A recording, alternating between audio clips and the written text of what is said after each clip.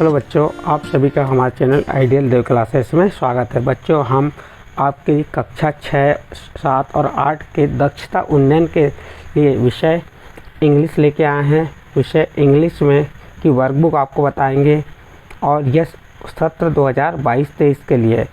तो यहाँ पे आपका क्या लिखा है, देखिए यहाँ पे English workbook grade 6 to 8 season 2022-23 and तो आपकी जो इंग्लिश वर्कबुक पे हम कार्य करेंगे और ये 6 से 8 की जो कक्षा है उस पे करेंगे। और सत्र 2022 यह जो बुक है इंग्लिश बुक किसके माध्यम से बनाई गई है, यह इंग्लिश बुक मध्य प्रदेश राज्य शिक्षा केंद्र भोपाल द्वारा बनाई गई है। और यह जो बुक है ये ग्रेड 3 से 5 के बच्चों के लिए, ग्रेड 3 से 5 मीन्स स्तर 3 से 5 के बच्चों के लिए है। और जो स्तर 3 से 5 के समूह में आता है ये तरुण समूह में आता है। तो ये तरुण समूह के बच्चे इन वर्कशीटों को हल करेंगे। अब हम देखते हैं वर्कशीट 43। कौन सी वर्कशीट करेंगे? 43।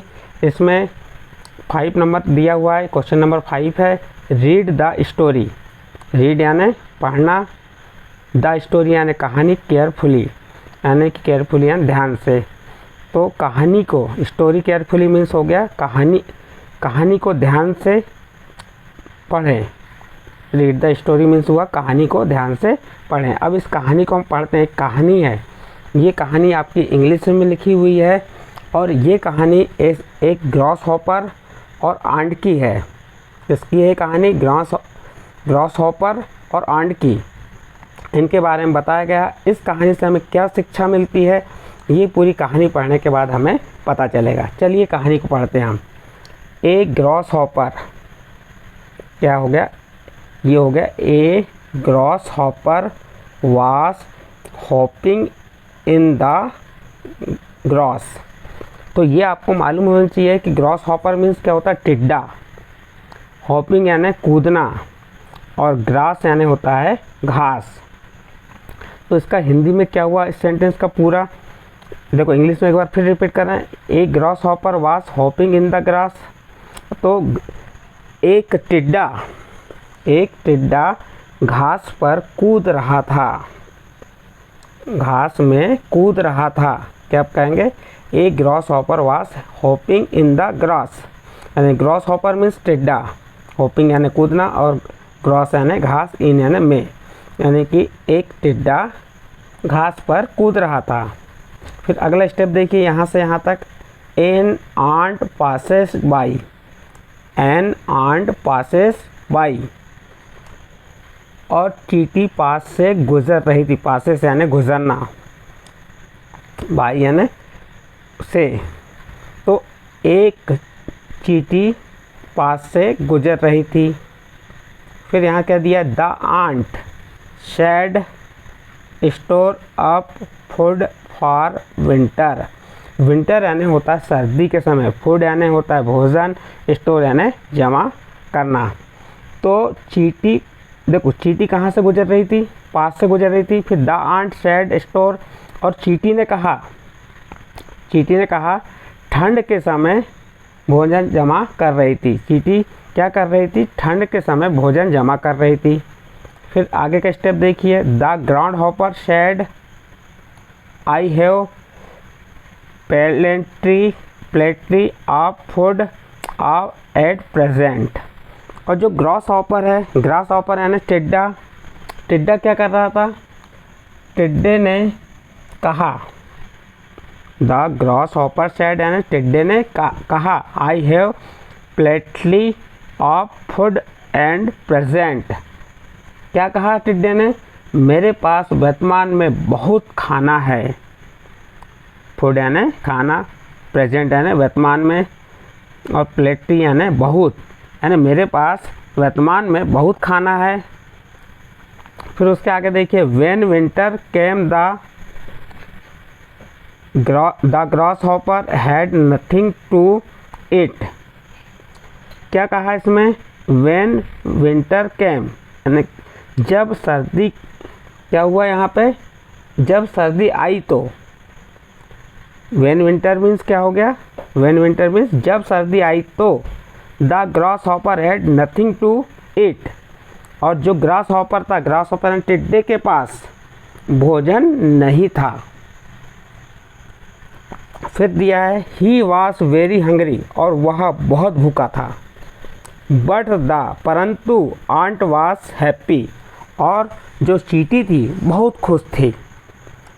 तो इस प्रकार से ये आपकी कहानी थी। इस कहानी में ये बताया गया है कि एक grass hopper was hoping in the grass, यानी कि एक टिड्डा घास पर कूद रहा था। फिर दिया एंड आंट पासेस बाई, चींटी पास से गुजर रही थी। The ant said store up food for winter, और चींटी क्या कर रही थी, सर्दी में के लिए भोजन जमा कर रही थी। The grasshopper said I have plenty for food and present, और ग्रास हॉपर क्या कहता है, और ग्रास हॉपर कह रहा था कि मेरे पास बहुत सारा भोजन है, वर्तमान में बहुत भोजन है। जब ठंडी आई तब क्या हुआ, विंटर के मैंने जब ठंडी आई तो the grasshopper had nothing to eat, यानी कि उसके पास खाने के लिए कुछ, नथिंग यानी नहीं, ग्रास हॉपर यानी टिड्डा के पास खाने के लिए कुछ नहीं था। तो क्या हुआ उसका, जब उसके पास खाने के लिए नहीं था तो फिर ही वॉज वेरी हंग्री, तो वह बहुत भूखा था। कौन, टिड्डा। परंतु क्या, but the ant was happy, परंतु चींटी बहुत खुश थी। क्यों खुश थी, क्योंकि उसके पास सर्दी में भोजन था।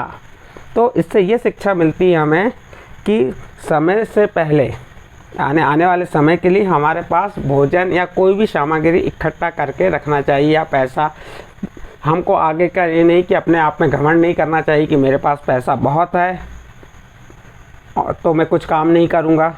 तो इससे हमको शिक्षा मिलती है कि अपने आप पे घमंड नहीं करना चाहिए। अब इससे संबंधित कुछ प्रश्न दिए हुए हैं। ये क्या कहा है, नाउ आंसर द क्वेश्चन, अब प्रश्नों को उत्तर लिखें। पहला प्रश्न था क्या, राइट द नेम, तो ये क्या है, चींटी है, चींटी का नाम क्या होता है, आंट, आंट की स्पेलिंग क्या हो गई, ANT, आंट। उसके बाद सेकंड बी नंबर में क्या दिया, ये टिड्डा है, टिड्डा क्या कहते हैं, ग्रास हॉपर, तो हमने ग्रास हॉपर लिख दिए। नेक्स्ट अगला प्रश्न देखते हैं, कंप्लीट द लाइन, वाक्य पूरा करें।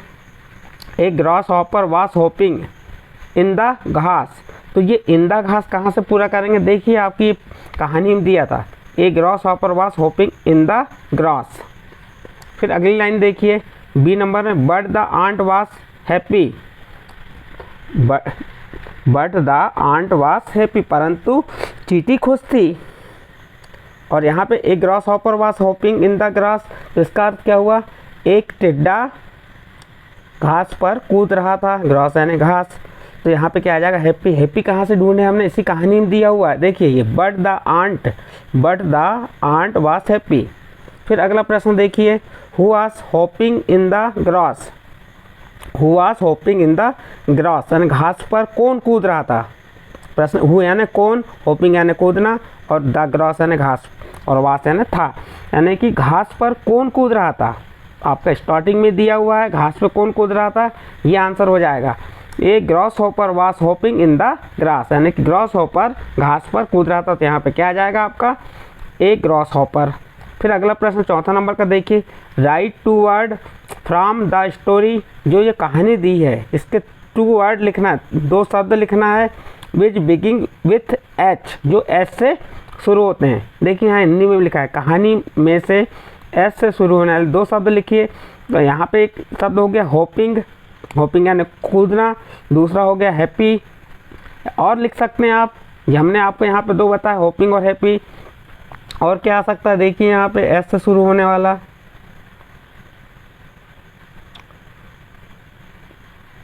तो यहाँ पे हमें 2 ही, हंगरी भी आ सकता है, हंगरी भी लिख सकते हो। तो इस प्रकार से जो S से शुरू होने वाले थे वो पूरे हुए। और इस प्रकार जो आपकी वर्कशीट 43 थी, जिसमें आपकी कहानी को ध्यान से पढ़ना था और उसके जो क्वेश्चन थे उनके आंसर देना था, हमने आपको बताया। यदि आपको ये कहानी हमारे द्वारा जो बताई गई अच्छी लगी तो आप हमारे चैनल आइडियल देव क्लासेस को सब्सक्राइब कीजिए, लाइक कीजिए और अन्य ग्रुप में शेयर ज़रूर कीजिए।